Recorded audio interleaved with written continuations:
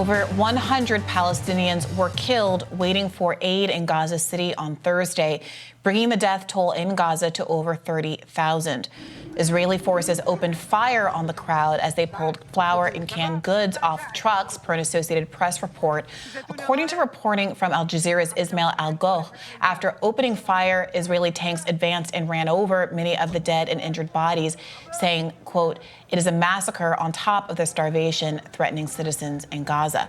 The aid truck carrying food into northern Gaza was the first big food delivery in over a month, shedding light on the food shortage crisis that erupted in Gaza since Israel's campaign against Hamas started on October 7th. According to the UN, a quarter of Gaza's 2.3 million Palestinians are facing starvation. Earlier this week, President Biden said there would be a ceasefire in Gaza.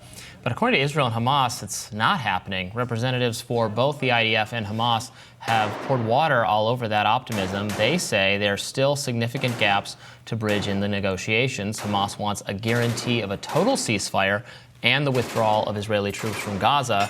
Israel says no ceasefire deal until the hostages are back. Meanwhile, a new expose in The Intercept investigates the origins of the now infamous New York Times October 7th sexual violence story. The Intercept's investigation finds that Anat Schwartz, one of the article's authors, admits she was approached by the New York Times to tell the story, not the other way around. When asked if the story was the New York Times' proposal, Schwartz said unequivocally, obviously, of course, the paper stood behind us 200% and gave us the time, the investment, the resources to go in depth with this investigation as much as needed. So this story has really started to explode. Of course, we had the Gray Zone's Max Blumenthal on, and they and Electric Infantata did a lot of the core initial reportings that I think opened up some skepticism about the underlying sourcing of that particular piece, and now The Intercept has done some really important follow-up. So here's why it matters. We covered earlier this week the fact that Schwartz and the other one of the other writers, who was her nephew, did not have any journalism experience, next to no journalism experience, before being apparently recruited to write this front-page New York Times article. And the reason this is so important is because the article made some very specific claims, very substantial claims, that it's now starting to walk back without fully articulating or including all of the evidence that came out in their own investigation. So one of the things that The Intercept reported is that Schwartz attempted to contact every rape crisis hospital and clinic in Israel to substantiate the claims that were made in that New York Times article, and didn't turn up a single victim or complainant of sexual assault in that process. She did not include that fact, the absence of evidence, as part of her reporting, which is pretty significant. Would you agree? Well, yes. I mean, I've been persuaded by the guests we've had on to discuss this, that and also by the fact that people involved in the sourcing for the story have backpedaled some of it, or said they were mischaracterized. I think the family member of one of the victims. I mean, it's not inherently suspicious that there aren't any rape crisis centers who have. I mean, the victims were killed, so no one came forward to say that they were sexually assaulted. However, I do think the New York Times clearly embraced a framing for the story and a headline for the story that goes beyond what has been demonstrated or proven. You know, I've talked about the absolutely graphic nature of the October 7th footage, which I have seen, which shows, you know, utter depravity, people blown apart, people murdered, bodies of victims of people whose hands are tied behind their back in all states of undress, including that. But there is not, as you know, horrific as it is, all the people dead at the music festival, bodies piled up everywhere. It needs no embellishment. It is just horrible. But you do not find, you know, ironclad evidence or support for the broader thrust of the New York Times article. Right. And it's worth noting that there is substantiated reporting, including claims from victims themselves when it comes to the investigation that's now been carried out by the UN into widespread sexual assault against Palestinians during their occupation and since October 7th by members of the IDF, and corroborated additionally by what are now, I think, 3 or 4 instances of members of the IDF posing with the undergarments looted from the homes of Palestinians as they've been. Well, now aren't you adopting the framing we're saying is going too far on the other side? You just said widespread, pointing to a couple.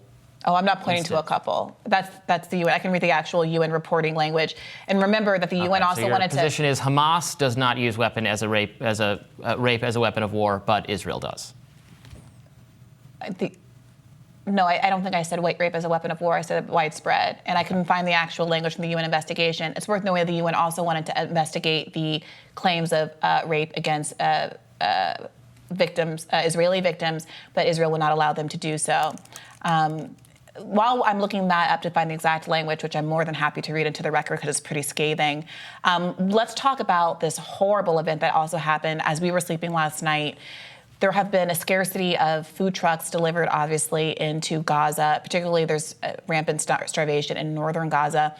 Apparently, this is one of the only food trucks that became available, and it emerged as this horrible scene where apparently Israeli soldiers started shooting at Palestinians, and some kind of melee ensued that apparently also involved running over Palestinian bodies as part of the attempt to, flee or get out of the situation.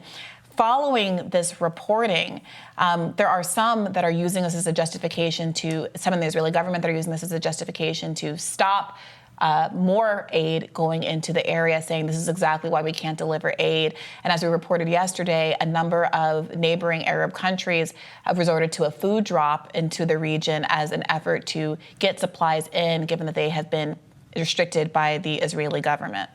It seems absolutely horrible and as just utterly, bafflingly tragic events unfolding there, obviously, that we hope come to an end as soon as possible. Biden, as we mentioned yesterday and today, has said the prospect of a ceasefire is just around the horizon.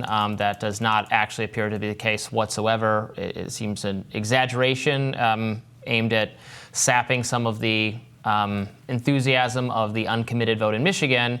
Both Israel and Hamas have given no indication that they are near toward reaching a ceasefire. Hamas's position is that they want an immediate permanent ceasefire and no more Israeli troops in the Gaza Strip.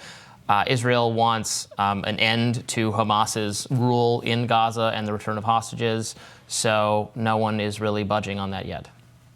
The UN report, since you wanted me to read, this is from February 29th. UN experts today expressed alarm over credible allegations of egregious human rights violations to which Palestinian women and girls continue to be subjected in the Gaza Strip and West Bank. Palestinian women and girls have reportedly been arbitrarily executed in Gaza, often together with family members, including their children, according to information received. We are shocked by reports of the deliberate targeting and extrajudicial killing of Palestinian women and children in places where they sought refuge or while fleeing. Some of them were reportedly holding white pieces of cloth when they were killed by the Israeli army or affiliated forces, the experts said. The article goes on. We are particularly distressed by reports that Palestinian women and girls in detention have also been subjected to multiple forms of sexual assault, such as being stripped naked and searched by male Israeli army officers. At least 2 female Palestinian detainees were reportedly raped, while others were reportedly threatened with rape and sexual violence, the experts said. They also noted that photos of female detainees in degrading circumstances were reportedly taken by the Israeli army and uploaded online. Sounds like the UN should look into sexual and other human rights abuses allegedly being committed by Israel and allegedly being committed by Hamas and other Palestinian terrorist organizations, and that would be a good use of their investigative powers to me. All right, stick around. We'll have more Rising for you after this.